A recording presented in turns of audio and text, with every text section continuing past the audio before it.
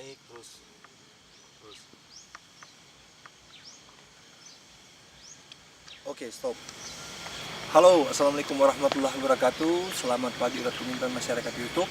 Kembali lagi bersama saya Zumi Peputungan dalam channel Suara Totabuan, channel yang khusus membahas politik di wilayah Bolmong Raya dalam program ngopi dan mengurapak selama 5 menit.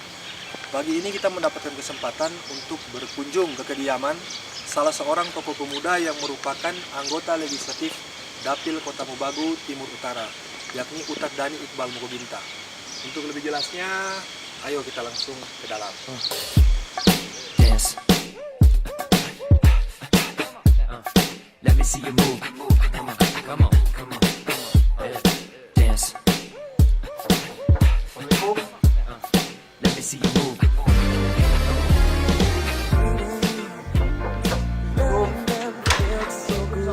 Sehat, Pak? Alhamdulillah sehat-sehat. Yang siapa? Sendiri, Pak. Oh, mari. Masuk. Aduh. Permintaan seperti yang setelah saya sebutkan di awal tadi, kali ini kita telah bersama dengan Pak Dani Iqbal Mokobinta dan kita akan bertanya-tanya secara lebih jelas kepada beliau dengan 3 pertanyaan saja tentang niatan-niatan beliau ke depan. Kita langsung dimulai, Pak? Minum kopi dulu. Oh, gitu. Iya, Pak. Ya, bagus. Bapak kan telah menjadi anggota legislatif selama 1 periode.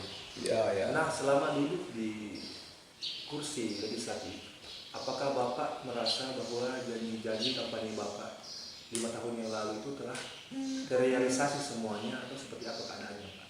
Ya, yang pasti janji-janji kampanye sampai hari ini ya alhamdulillah lebih dari separuh kita bisa mengerjakan itu. Namun kalau disebut 100% sepenuhnya ya memang sampai hari ini kita belum lah kira-kira, karena memang ini waktunya kalau mau dihitung 5 tahun ini rasanya tidak cukup. Sehingga kita butuh 1 periode lagi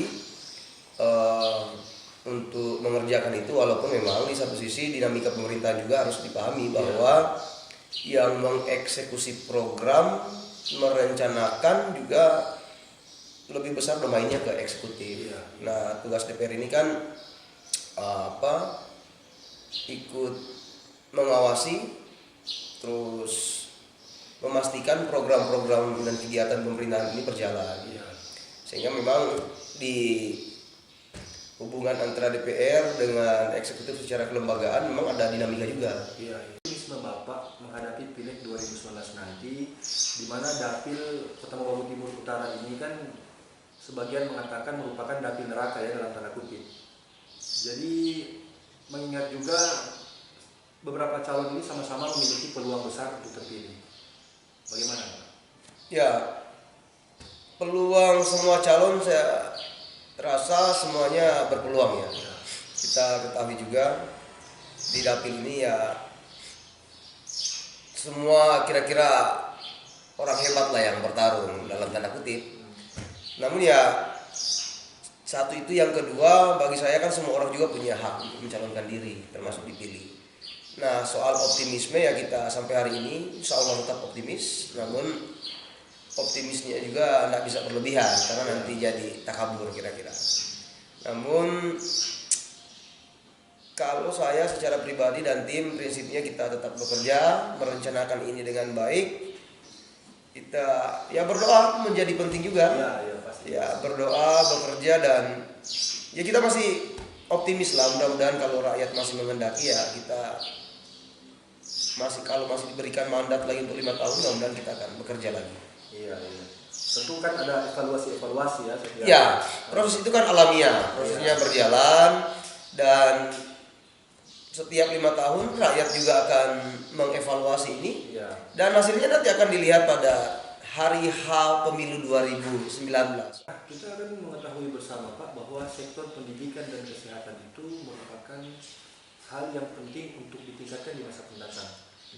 Apa tanggapan Bapak terkait 2 hal tersebut? Ya, tentu bagi saya kalau bicara soal pendidikan dan kesehatan ini kan hak-hak dasar.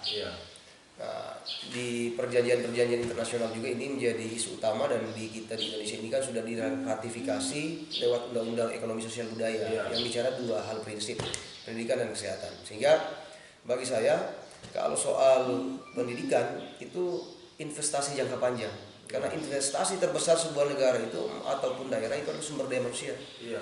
Karena peradaban ini bisa dibangun oleh gagasan kira-kira.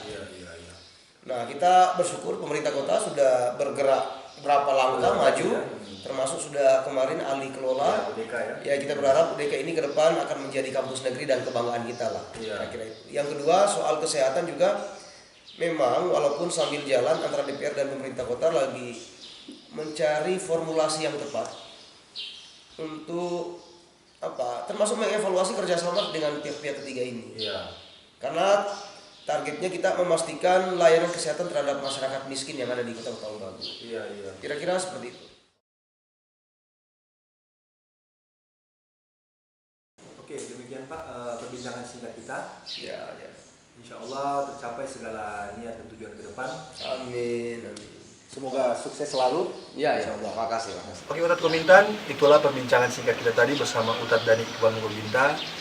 Yang saya tangkap dari perbincangan tadi bahwa beliau tetap memiliki harapan untuk terpilih kembali menjadi anggota legislatif di periode kedua agar seluruh program beliau bisa terwujud. Dan intinya beliau tetap komitmen untuk bekerja demi kepentingan orang banyak. Oke, demikian program Ngopi dan Mengurapak selama 5 menit untuk edisi hari ini. Buat teman-teman yang ingin menghubungi kami, silakan hubungi kontak person di bawah ini.